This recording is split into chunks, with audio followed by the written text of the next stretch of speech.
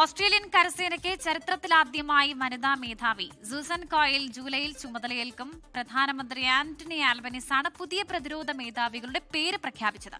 ഓസ്ട്രേലിയയിൽ നിന്നും പെനീന മാത്യു തയ്യാറാക്കിയ റിപ്പോർട്ട് കാണാം. ഓസ്ട്രേലിയൻ പ്രധാനമന്ത്രി ആന്റണി ആൽബനീസി രാജ്യത്തിന്റെ സ്ഥാനമൊഴിയുന്ന പ്രതിരോധ സേനാ മേധാവികൾക്ക് പകരം പുതിയ നേതൃത്വത്തെ പ്രഖ്യാപിച്ചു. നാവികസേനയുടെ നിലവിലെ മേധാവിയായ വൈസ് അഡ്മിറൽ മാർക്ക് ഹാമണ്ടിനെ പുതിയ chief of the defence force CDF ആയി നിയമിച്ചു. ലഫ്റ്റനന്റ് ജനറൽ സൂസൻ കോയിലാണ് ഓസ്ട്രേലിയൻ കരസേനയുടെ പുതിയ മേധാവി.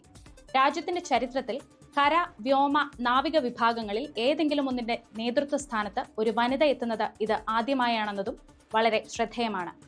ഈ നിയമനങ്ങൾ ജൂലൈയിൽ പ്രാബല്യത്തിൽ വരും. ഓസ്ട്രേലിയയുടെ പുതിയ CDF ആയ ഹാമണ്ടിന് 40 വർഷത്തിലധികം നീണ്ട നാവികസേനാ സേവന പരിചയമുണ്ട്.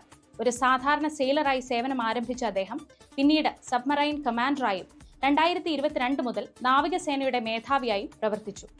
പ്രതിരോധ മന്ത്രി റിച്ചർഡ് മാൾസ് വ്യക്തമാക്കിയത് ഹാമണ്ടിന്റെ പരിചയസമ്പത്തും നേതൃത്വശേഷിയും ഈ ഉന്നത പദവിക്ക് തികച്ചും അനുയോജ്യമാണെന്നാണ്.